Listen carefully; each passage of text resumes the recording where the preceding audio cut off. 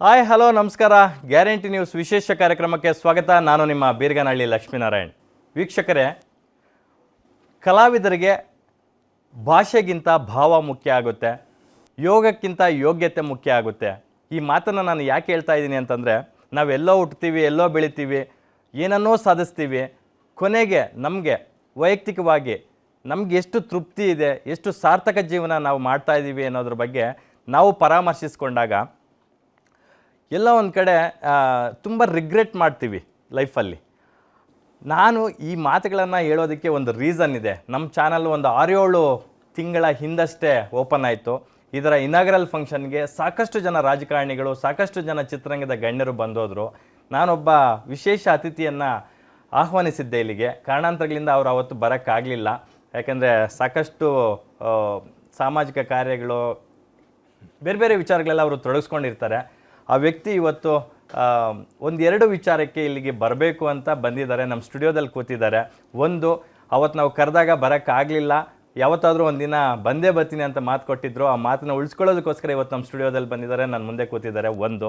ಎರಡನೇದು, D boss Darshan, challenging star Darshan. ಅವರು ಕನ್ನಡ ಚಿತ್ರರಂಗದಲ್ಲಿ 55 ಸಿನಿಮಾಗಳನ್ನು ಮಾಡಿದ್ದಾರೆ. ಝೀರೋಯಿಂದ ಹೀರೋ ಆಗಿ ಬೆಳೆದಿದ್ದಾರೆ. ಪ್ರತಿಯೊಬ್ಬರ ಲೈಫಲ್ಲೂ ಅಪ್ಸ್ ಆ್ಯಂಡ್ ಡೌನ್ಸ್ ಇದ್ದೇ ಇರುತ್ತೆ.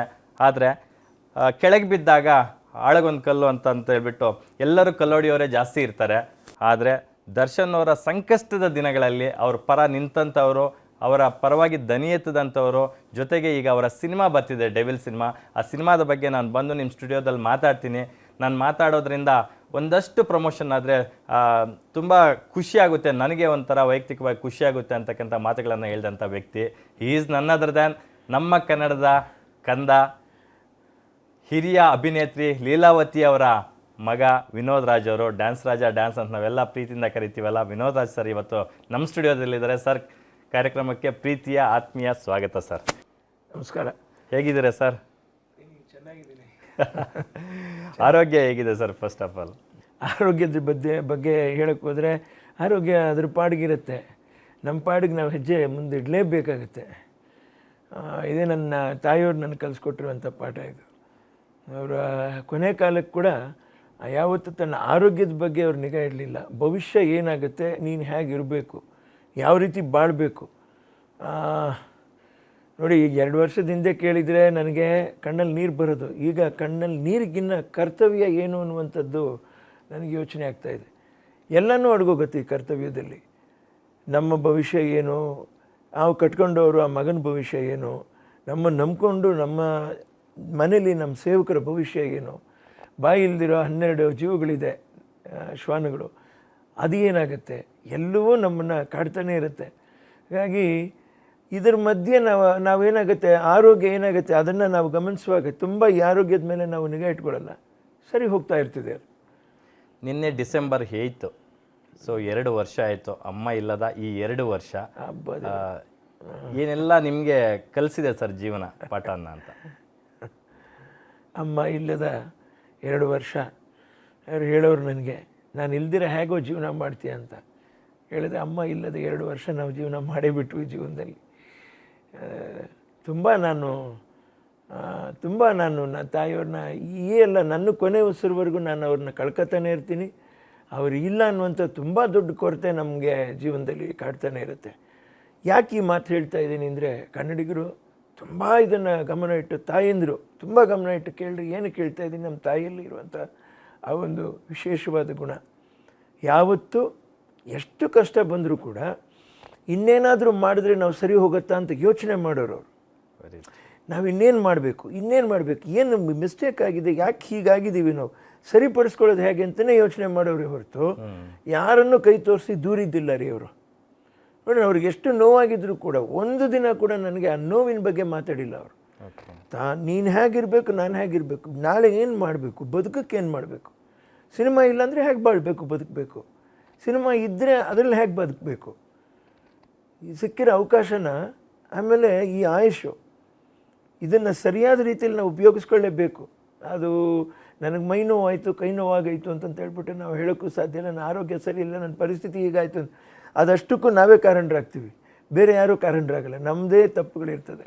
ಹಾಗೆ ಅಮ್ಮವರ ವಿಶೇಷವಾದ ಒಂದು ಗುಣ, ಅವರ ಒಂದು ನಡತೆ, ಇನ್ನೊಬ್ಬರಿಗೆ ತೊಂದರೆ ಕೊಡ್ದಿರ ನಾವು ಹೇಗೆ ಬದುಕಬೇಕು, ನಮ್ಮನ್ನು ನಂಬಿರೋರನ್ನ ಹೇಗೆ ಬದುಕಿಸ್ಬೇಕು, ಈ ಮಟ್ಟದಿಂದ ಕೆಳಗೆ ಹೋಗಬಾರ್ದು, ಇಲ್ಲಿಂದ ಮೇಲೆ ಹತ್ತಬೇಕು ಅನ್ನುವಂಥದ್ದೇ ಅವ್ರ ಭಾವನೆ ಯಾವಾಗಲೂ. ಸತ್ಯವಾದ ಮಾತು ಸರ್. ನೀವು ಬದುಕ್ತಾ ಇರ್ತಕ್ಕಂಥ ಬದುಕಲ್ಲಿ ಅಮ್ಮ ಅವರಿದ್ದಾರೆ, ನಿಮ್ಮ ನಗುವಲ್ಲಿ ಅಮ್ಮ ಇದ್ದಾರೆ, ನಿಮ್ಮ ಮನೆಯಲ್ಲಿ ಇರ್ತಕ್ಕಂಥ ಶ್ವಾನಗಳಲ್ಲಿ ಅಮ್ಮ ಇದ್ದಾರೆ. ಹೌದು, ಅಮ್ಮ ಯಾರಿಗೆಲ್ಲ ಸಹಾಯ ಹಸ್ತ ಚಾಚಿದ್ರೋ ಅವರಲ್ಲೇ ಅಮ್ಮ ಇದ್ದಾರೆ. ಅವರು ಯಾವತ್ತೂ ನಗ್ನಗ್ತಾ ಸುತ್ತಮುತ್ತಲ ಜನನ ಆ ಸೋಲ್ದೇವನಹಳ್ಳಿ ಸುತ್ತಮುತ್ತಲ ಊರಿನ ಜನರನ್ನೆಲ್ಲ ಮಾತಾಡಿಸ್ತಾ ಇದ್ರಲ್ಲ, ಆ ಮಾತುಗಳೆಲ್ಲ ಅಮ್ಮ ಇದ್ದಾರೆ. ಹೌದು, ಅವರ ಪಾತ್ರಗಳೆಲ್ಲ ಅಮ್ಮ ಇದ್ದಾರೆ. ಹೌದು ಹೌದು, ತುಂಬಿಬಿಟ್ರು ರೀ ಅವರು, ತುಂಬಿಬಿಟ್ರು. ನನಗೆ ಅದೇ ಹಾಗೆ ಅವರು ತುಂಬಿ ಇದೇ ನಡತೆ ಅನ್ನುವಂಥ ತೋರಿಸ್ಕೊಟ್ಟು ಹೋದ್ರು ನೋಡ್ರಿ. ಆ ನಂತರ ನನಗೆ ನಡೀತಾ ನಡೀತಾ ನಡೀತಾ ನಡೀತಾ ಇಲ್ಲ, ಅಮ್ಮ ನನ್ನ ಜೊತೆಲಿ ನನ್ನ ಕೈ ಹಿಡ್ಕೊಂಡು ನಡೆಸ್ತಾ ಇದ್ದಾರೆ ಅನ್ನುವಂಥ ನಂಬಿಕೆ ಬಂದುಬಿಡ್ತು ನನಗೆ. ಅಷ್ಟು ಧೈರ್ಯನೇ ಹೊರತು ಇನ್ಯಾರಿಗೋ ಒಂದು ನಾನು ಇದನ್ನು ಮಾಡಿ ರೋಲ್ ಮಾಡೆಲ್ ಆಗಬೇಕು, ಇವ್ರ ಮೇಲೆ ಚಾಲೆಂಜ್ ಮಾಡಬೇಕು, ಅಥವಾ ಅವರನ್ನು ಸೋಲಿಸ್ಬಿಟ್ಟು ನಾನೊಂದಲ್ಲ ಒಂದು ದಿವಸ ಈ ಥರ ಪದವಿಗಳಲ್ಲಿ ಬಂದು ಕೂತ್ಕೋಬೇಕು, ಇದೆಲ್ಲ ದೇವರಾಣೆಗಳ ಆಸೆ ಇರಲಿಲ್ಲ, ಖಂಡಿತ ಇರಲಿಲ್ಲ. ಒಂದು ಚಿಕ್ಕ ಸ್ವಾರ್ಥ ಏನಿತ್ತು ಅಂದರೆ, ಅಮ್ಮವ್ರು ಹೇಳೋರು, ಹಿಂದೆ ನನಗೆ ತಮಿಳ್ನಾಡಿನಲ್ಲಿ ನಾನು ತೋಟಕ್ಕೆ ಕೊಂಡಾಗ ಅಲ್ಲಿ ನರಿ ಮತ್ತು ಈ ಬರೀ ನೀರು ಹಾವುಗಳು, ನಾಗರಹಾವುಗಳು ಇದ್ದಂಥ ತೋಟ ಅವು. ಓಕೆ. ಅದನ್ನು ಹಿಂದಿನ ಕಾಲದ ಆ ಕಾಲದ ಕಲಾವಿದರಲ್ಲಿದ್ದ ಹಿರಿಯ ಕಲಾವಿದರು ಶಿವಾಜಿ ಗಣೇಶನ್ರವರು, ಅವ್ರ ತಮ್ಮ ಷಣ್ಮುಗಮ್ ಅವ್ರು ಬಂದುಬಿಟ್ಟು ಹಂಚಿಗಡ್ಡಿ ತೋಟ, ಪರಕೆ ತೋಟ ಇದು ಅಂತಂತ ಆ ಕಾಲಕ್ಕೆ ಹೇಳಿಬಿಟ್ಟು ಬೇಡ ಅಂತ ಬಿಟ್ಟು ಹೋದಿದ್ದು. ಅದನ್ನು ನನ್ನ ತಾಯಿಯವ್ರು ಕೊಂಡ್ರು 17 ಎಕರೆ.